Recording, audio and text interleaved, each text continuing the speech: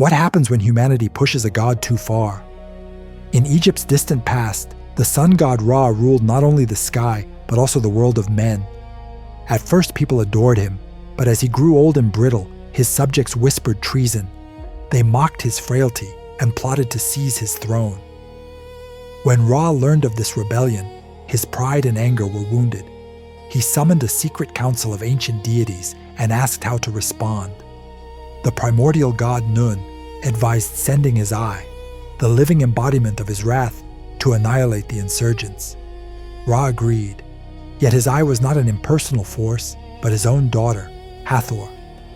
Known as a goddess of love, music, and motherhood, she also carried a dormant ferocity.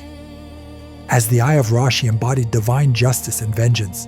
Ra commanded his daughter to punish mankind.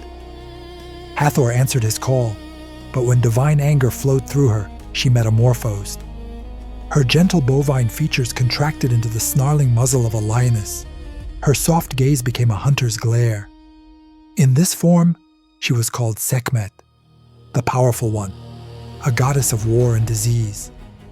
Ancient texts say she developed an unquenchable bloodlust that she could not control.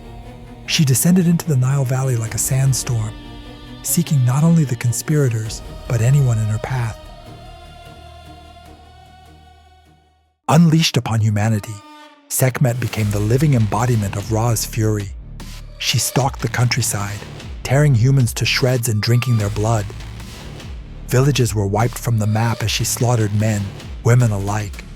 Her breath was likened to the hot desert wind, her hunger to a raging fire. In some versions, she waded through the Nile itself, turning the river red. The scenes described in the Book of the Heavenly Cow read like an apocalypse. Land soaked in blood, air filled with screams. At first, Ra was satisfied. Those who had mocked him were gone. But as days turned to nights and Sekhmet's carnage continued, remorse crept into his heart. Humanity had been created from Ra's tears. Did he really wish to exterminate his own creation? When Ra tried to recall his daughter, she did not listen. Sekhmet was possessed by the very rage he had unleashed. The story explains that she would not return because she had become crazed by bloodlust. Her transformation had gone too far. She was no longer the dutiful daughter, but an unstoppable force of nature. Even Ra and the other gods could not halt her by command or force. If you're enjoying this story so far, make sure to like the video and subscribe. It really helps the channel, and it lets me bring you more mythological stories like this one. Faced with the prospect of total annihilation, Ra needed a clever solution. He devised an act of deception and mercy that would use Sekhmet's own desires against her. According to multiple versions of the tale, Ra ordered servants to brew an enormous quantity of beer, 7,000 jars in some accounts. This was no ordinary brew. Red ochre from the mines of Elephantine, or sometimes pomegranate juice and hematite, was ground into powder and mixed into the beer so that it looked like fresh human blood. Under cover of darkness, the gods poured this crimson beer across the fields where Sekhmet would next hunt. They flooded the floodplain so completely that when dawn broke, the land seemed awash in blood. Sekhmet awoke thirsty for more slaughter. Seeing what she believed to be an ocean of blood, she pounced and began drinking without hesitation. Jar after jar she guzzled, quenching her thirst for gore. But the substance was beer. As she drank, intoxication overtook her. Her vision blurred, her ferocity dulled, and she collapsed into a deep sleep. When she finally stirred, the bloodlust that had driven her rampage was gone. The lioness lay still and reverted to the gentle Hathor.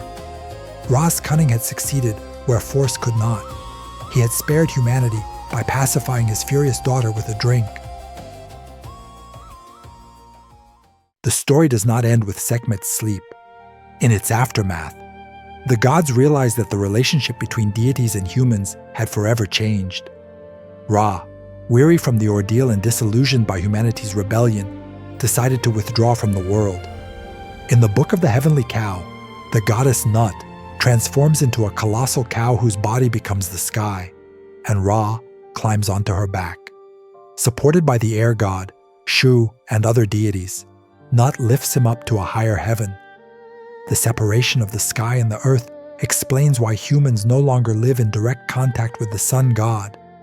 Ra delegates his governance to other gods, including Osiris, Isis, and Thoth, while humanity must strive to maintain Ma'at, cosmic order, on its own. This cataclysmic episode introduces several enduring themes. It illustrates the dual nature of deities. Hathor embodies joy, fertility, and music. Yet when channeling the Eye of Ra, she becomes Sekhmet, the fierce destroyer. It shows that divine wrath can threaten existence, but also that mercy can arise from regret. The cunning use of beer reveals that intelligence and creativity can overcome violence.